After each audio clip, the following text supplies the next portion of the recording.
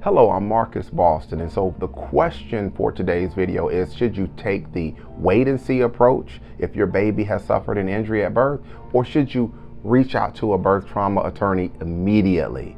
Now, before I answer that question, I want to make sure that you understand ultimately you are the one that's going to have to make that call. I can't make the decision for you, but what I can do is help you understand some of the important issues that present themselves when you have to make a decision like this. So the first thing you may want to take into consideration is, what type of injury has your child suffered? If your baby has suffered, let's say, a brachial plexus injury stemming from a shoulder dystocia condition, and that brachial plexus, that will be an injury possibly to the arm or to the hand. If your baby has an injury like that, what we can see that in some cases, the wait and see approach may be okay, and that is because babies are sometimes able to overcome an initial injury. Sometimes with the treatments and things that are available, the baby is able to turn out okay when it comes to that. That's in some cases. Now, the second type of injury that you want to be on the lookout for is if your baby has suffered a brain injury. If your baby has suffered a traumatic brain injury during labor and delivery, the wait and see approach may present some serious challenges. And the main one being, and we hear this from families who contact us, is how do they get the resources to be able to get treatments for their child? That is a serious concern. And so if a baby has a brain injury, and let's say, for example, it was an HIE condition, hypoxic ischemic encephalopathy condition during labor and delivery, now the baby has a brain injury and there could be a subsequent cerebral palsy diagnosis, that is going to manifest itself in certain ways in the baby. And so, for example, you could have a child that may have problems eating and they may need a feeding tube, or you may have a child that has mobility issues.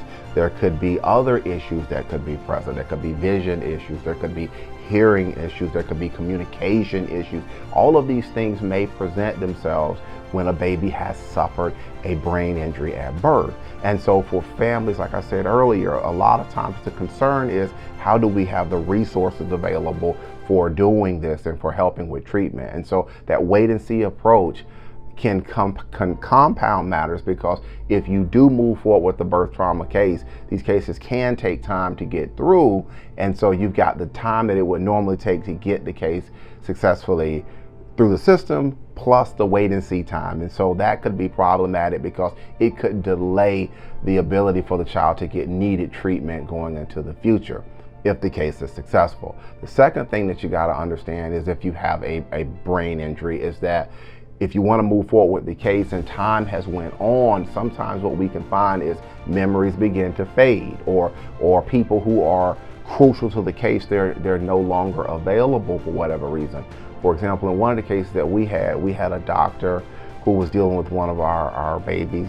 In one of the cases that we had, the doctor passed away. And so things like this can creep up when you're taking that wait and see approach. So these are just some things that you want to keep in mind if you are going through this and you're trying to decide, okay, should I talk with an attorney now, or should I just go ahead and take the wait and see approach to see if things get better and move on it that way? So that is the purpose of today's video, is to help you understand some of the crucial issues which present themselves when families are dealing with issues like this.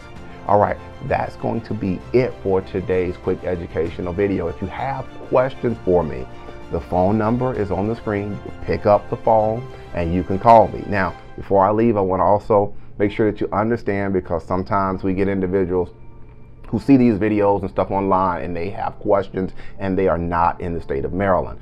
I practice law here in Maryland, but sometimes we get individuals who will contact us and they'll be looking for help and they're not in Maryland. If you are not in Maryland and you contact us, what we have to do is we have to use local counsel or attorneys in your state if we feel that this is the case that we may be able to help you on. So you've just got to understand, if you're calling and you're not in Maryland, that we have to use attorneys outside of Maryland, local counsel, what it's called, to help with cases like this. All right, like I said, I'm Marcus Boston, and I am one of the childbirth injury and medical malpractice attorneys practicing law here in the state of Maryland at Boston Law Group LLC. And we will see you next time. Take care. Enjoy the rest of your day.